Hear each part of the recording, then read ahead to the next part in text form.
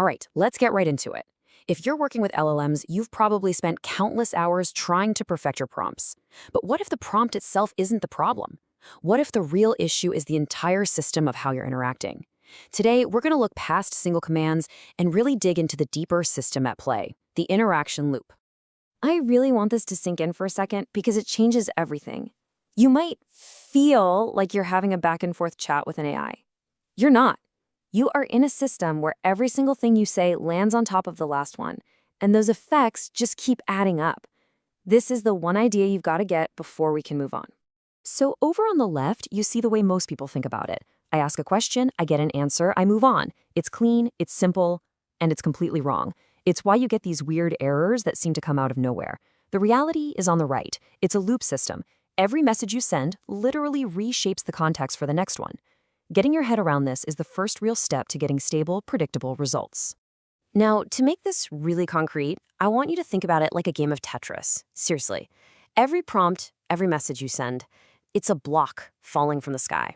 And it doesn't just appear in an empty space, right? It has to land on the foundation of everything that's already on the board. And this is a perfect way to picture our biggest enemy, interaction drift.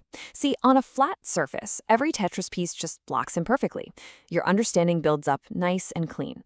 But on an uneven surface, and this is caused by tiny little misalignments early on, even a perfect piece can land wrong, creating a gap. That is drift. It's not about one bad prompt, it's the slow buildup of all these little misfits. So how do we fix this? Well, we have to build that flat surface first. You can't just jump in with fancy, advanced techniques if your foundation is shaky. That's like trying to build a skyscraper on quicksand. So that's what we're going to do in this explainer. We're going to build that stable foundation layer by layer. We're going to start at the very bottom, level 0 of what we'll call the emoji interaction stack. Right now, these are just raw symbols. Picture the entire set of emojis as just a bunch of visual tokens. They don't mean anything yet. They're just the raw material, the plastic that our little Tetris blocks are made of. Okay, now we get to level 1, tone modulators. You know, the sunglasses emoji for I'm feeling confident, or the nervous sweat one for I'm not so sure about this. And listen, this is probably the most important rule you'll hear today. You have to ignore these signals until your foundation is rock solid. On an uneven surface, they don't add clarity, they're just noise, and they create more gaps. Levels 2 and 3 are where we actually start building that flat surface. Level 2 uses what we call flow markers to direct attention, an eyes emoji to say, hey, look at this. And level 3 declares an internal state, like a brain emoji for I'm thinking about the process now. Together, these things create clear direction. They reduce the guesswork. This is how we build the stable ground we need. All right, our foundation is laid. The surface is finally flat. Now, and I mean only now, are we actually ready to use the really powerful stuff this explainer is all about. Level 4 intent anchors, and Level 5 interaction contracts. Level 4 anchors are absolutely critical because they tell the system the intent behind your message right up front. For instance, you drop a test tube emoji in there, and the LMM knows, okay, this is just an experiment, so it doesn't treat it like a final command. A compass helps set the context, and a brick emoji can enforce a boundary. It's all about making your why completely explicit. And then, Level 5 contracts are even more powerful. Think of these as safety mechanisms. You're setting hard rules for the response. The no analysis one forbids any interpretation. Procedural only locks it into just following steps, and creative allowed unlocks that generative freedom. You're basically setting rules of engagement without having to write a novel. And here's the kicker. Look at what happens when you use these powerful tools the wrong way. On the left, with our nice flat surface, the contract is understood perfectly. You get alignment. But look at the right.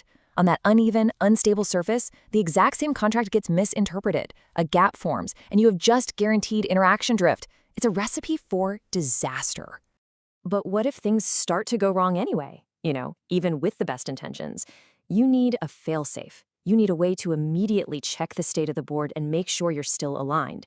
And that is the checksum and receipt mechanism. This is a perfect example. On the left, the user just says, make it blue. The LLM has no choice but to guess, and boom, a gap forms.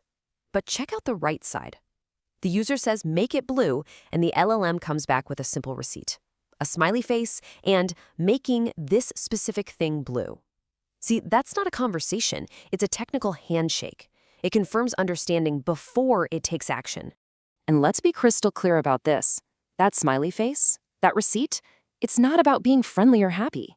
It is a technical signal. It is hard proof that a stable connection exists and that your level 4 intent was received correctly.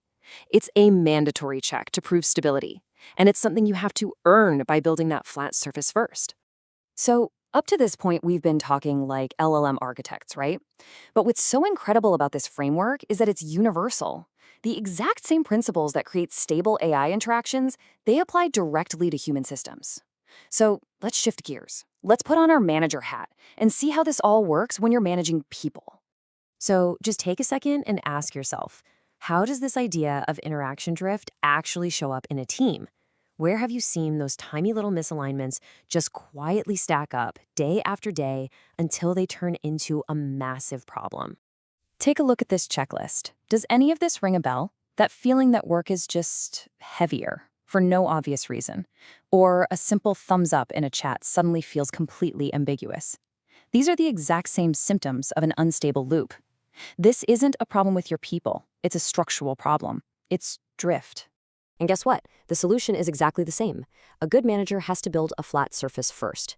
You have to learn to ignore those ambiguous low-level signals, the tone of an email, a short reply, until the high-level directional cues are so clear that everybody understands them consistently. You have to build clarity before you can earn compression. And this brings us to the single, unifying principle that governs any stable interaction, whether it's with a piece of code or a human being. This is the core philosophy for building predictable systems of any kind. Here it is. It's this simple, and it has to happen in this order. First, you establish absolute, undeniable clarity. Second, you confirm that everyone is aligned around that clarity. And only then, way at the end, do you finally earn the right to compress your communication into smaller, more efficient signals. I mean, this quote from the source material just nails it. You don't start with shorthand because you think it's efficient. You earn it through hard work. If you try to use it too early, you're not making things lighter. You're making the whole system fragile, just waiting to break. Which brings us to our most important safety rule. Those advanced tools, like the Level 5 contracts, they are the result of a stable system.